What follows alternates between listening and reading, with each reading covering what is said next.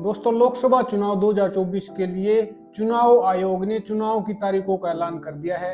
यह चुनाव 19 अप्रैल से 1 जून तक 7 फेज में करवाए जाएंगे और 4 जून को नतीजे आएंगे। हरियाणा की 10 लोकसभा सीटों पर सभी नेताओं की, सभी पार्टियों की पैनी नजर बनी हुई है।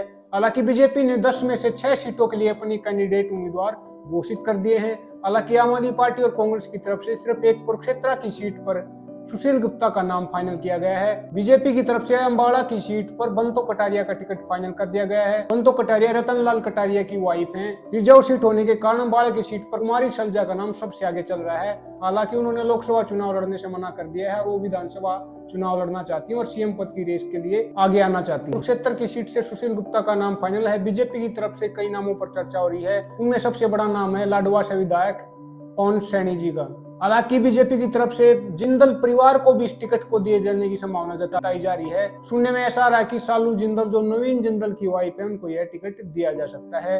करनाल से पूर्व मुख्यमंत्री मनोहर लाल खट्टर को टिकट दिया जा चुका है। संजय भाटिया का टिकट कट चुका है। हालांकि कयास ये लगाए जा रहे हैं कि संजय भाटिया को हरियाणा बीजेपी का अध्यक्ष बनाया जा सकता है। कांग्रेस की तरफ से कई नामों पर चर्चा चल रही है। सबसे आगे नाम जिनका है उनका नाम है चाणक्य पंडित। चाणक्य पंडित कुलदीप शर्मा के बेटे हैं। कुलदीप शर्मा हरियाणा की राजनीति के दिग्गज नेता हैं और कांग्रेस के बड़े नेता हैं। उनके बेटे पर कांग्रेस की तरफ से यह दांव खेला जा सकता है और उनको यह टिकट दी जा सकती है। सोनीपत लोकसभा सीट से बीजेपी की तरफ से कई नामों पर चर्चा चल रही है। सबसे आगे जो नाम आ रहा है उनका नाम है योगी योगेश्वर दत्त। हालांकि बीजेपी की तरफ से तीरथ सिंह राणा और राजू मोर का भी नाम इस सीट के लिए कंसीडर किया जा रहा है, लेकिन सुनने में यह आ रहा है कि योगेश्वर दत्त का नाम इस टिकट से फाइनल कर दिया गया है। उनको यह टिकट दी जाएगी। कांग्रेस की तरफ से सुरेंद्र सिंह दैया का नाम इस टिकट के लिए आगे चल रहा है क्योंकि वे हुड्डा परिवार के नजदीकी हैं। हालांकि पदम सिंह दैया का भी नाम इस टिकट के लिए कंसीडर किया जा रहा है। देखना दिलचस्प होगा कि किसको यह टिकट दिया जाता है।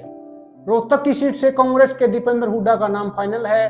बीजेपी की तरफ से रोहतक पर कई नामों पर चर्चा चल रही है। सबसे बड़ा नाम जो आगे आ रहा है उनका नाम है अरविंद शर्मा। अरविंद शर्मा ने दीपेंद्र हुड्डा को 2019 में एक कड़े मुकाबले में 7,503 वोटों से हराया था। हालांकि इस सीट से सुधा यादव, बाबा बालकनाथ, कैप्टन अभिमन्यु, ओपी धनखड़ और एक्टर रणदीप हुड्डा का भी नाम चल रहा था, लेकिन खबर ऐसी आ रही है कि अरविंद शर्मा के लिए यह टिकट फाइनल कर दिया गया है और उनको यह टिकट दिया जाएगा। भिवानी महेंद्रगढ़ से धर्मवीर सिंह का नाम बीजेपी की तरफ से फाइनल कर दिया गया है। उन पर दोबारा विश्वास जताया गया है, उनको यह टिकट दे दिया गया है। कांग्रेस की तरफ से यह टिकट श्रुति चौधरी को दिया जा सकता है। श्रुति चौधरी बंसीलाल परिवार से आती हैं, किरण चौधरी की बेटी हैं और इस सीट से वह पहले भी चुनाव लड़ चुकी हैं। हालांकि राव दान सिंह का भी नाम इस सीट से चल रहा है, लेकिन खबर यह है कि श्रुति चौधरी का नाम फाइनल कर दिया गया है। गुड़गांव से बीजेपी की तरफ से राव इंद्रजीत का टिकट फाइनल कर दिया गया है, उनको यह टिकट दे दिया गया है। कांग्रेस की तरफ से कई नामों पर चर्चा चल रही है। सबसे बड़ा नाम है राव दान सिंह। राव दान सिंह कांग्रेस की तरफ से महेंद्रगढ़ से एमएलए हैं, उनको यह टिकट दिया जा सकता है। हालांकि कांग्रेस की तरफ से इस सीट के लिए जितेंद्र भारद्वाज का नाम भी चल रहा है और अभिनेता राज बब्बर का नाम भी इस टिकट के लिए कांग्रेस की तरफ से कंसीडर किया जा रहा है। फरीदाबाद से कृष्णपाल गुर्जर को बीजेपी की तरफ से दोबारा टिकट दे दिया गया है, उनका नाम फाइनल कर दिया गया है। कृष्णपाल गुर्जर यहाँ से सिटिंग एमपी हैं और हरियाणा की राजनीति में बीजेपी की तरफ से एकमात्र गुर्जर नेता हैं। कांग्रेस की तरफ से फरीदाबाद लोकसभा के लिए कई नामों पर चर्चा चल रही है। सबसे बड़ा नाम जो आगे आ रहा है उनका नाम है नीरज शर्मा। नीरज शर्मा हरियाणा विधानसभा में विधायक हैं, उनको यह टिकट जातीय समीकरणों को देखते हुए दिया जा सकता है। हालांकि कांग्रेस हाईकमान की तरफ से करण सिंह दलाल का नाम भी यहाँ से कंसीडर किया जा रहा है। करण सिंह दलाल भी हरियाणा विधानसभा में एमएलए हैं। अब बात करते हैं हॉट सीट हिसार की। हिसार लोकसभा से कांग्रेस की तरफ से कई नामों पर चर्चा चल रही है। सबसे बड़ा नाम इस टिकट के लिए सामने आ रहा है, उनका नाम है ब्रजेंद्र सिंह। ब्रजेंद्र सिंह वीरेंद्र सिंह के लड़के हैं, पुराने कांग्रेसी रहे हैं। हाल ही में उन्होंने बीजेपी को छोड़कर कांग्रेस को ज्वाइन किया है। हिसार से टिकट के लिए उनका नाम सबसे आगे है। हालांकि जेपी जयप्रकाश को भी इस टिकट के लिए कंसीडर किया जा रहा है। जेपी इससे पहले भी हिसार लोकसभा से 3 बार के सांसद रहे हैं। हालांकि 4 बार उनको हार का सामना भी करना पड़ा है। एक खबर यह भी आ रही है कि बॉक्सर विजेंद्र सिंह को भी इस टिकट के लिए कंसीडर किया जा रहा है, वह भी इस टिकट से चुनाव लड़ना चाहते हैं।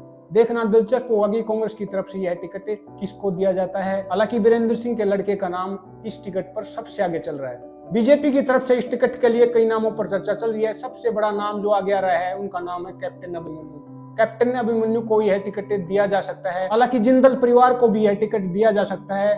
अगर जिंदल परिवार कुरुक्षेत्र की टिकट से चुनाव नहीं लड़ता है तो हिसार लोकसभा से जिंदल परिवार को यह टिकट दिया जा सकता है। रणबीर सिंह गंगवा का भी नाम इस टिकट के लिए कंसीडर किया जा रहा है। कुलदीप बिश्नोई का भी नाम इस टिकट के लिए कंसीडर किया जा रहा है, लेकिन बीजेपी की नॉन परिवारवाद की पॉलिसी के कारण उनको यह टिकट नहीं दिया जाएगा। हालांकि कैप्टन अभिमन्यु का नाम सबसे आगे चल रहा है और सुनने में आ रहा है कि कैप्टन अभिमन्यु को हिसार लोकसभा से चुनाव लड़वाया जा सकता है। अब बात करते हैं सिरसा की। सिरसा से बीजेपी की तरफ से अशोक तंवर का नाम फाइनल कर दिया गया है। वह पूर्व में कांग्रेस के एमपी रहे हैं, हरियाणा प्रदेश कांग्रेस कमेटी के अध्यक्ष भी रहे हैं। हाल ही में उन्होंने बीजेपी को ज्वाइन किया था और बीजेपी ने उनके नाम पर मोहर लगा दी है, उनको यह टिकट दे दिया गया है। कांग्रेस की तरफ से कई नामों पर इस टिकट के लिए चर्चा चल रही है। हालांकि कुमारी सैलजा का नाम इस टिकट के लिए सबसे आगे है, लेकिन जैसा कि आपको पहले भी बताया कि कुमारी सैलजा लोकसभा चुनाव नहीं लड़ना चाहती हैं, वह विधानसभा चुनाव लड़ना चाहती हैं और सीएम पद की रेस के लिए आगे आना चाहती हैं। देखना दिलचस्प होगा कि कांग्रेस की तरफ से यह टिकट किसको दिया जाता है। कुरुक्षेत्र से आईएनएलडी की तरफ से अभय सिंह चौटाला चुनाव लड़ने वाले हैं। उनका नाम यहाँ से फाइनल कर दिया गया है, लॉक कर दिया गया है और इस टिकट से वह चुनाव लड़ने वाले हैं। हालांकि आईएनएलडी की तरफ से बाकी किसी भी सीट पर उम्मीदवार घोषित नहीं किए हैं। उसी तरह जेजेपी ने भी किसी भी सीट के लिए अपने उम्मीदवार कैंडिडेट घोषित नहीं किए हैं। तो यह था हरियाणा की 10 लोकसभा सीटों के लिए बीजेपी और कांग्रेस की सीटों का विश्लेषण। इसी तरह की खबरों के लिए मेरे साथ बने रहिए, मुझे फॉलो कीजिए।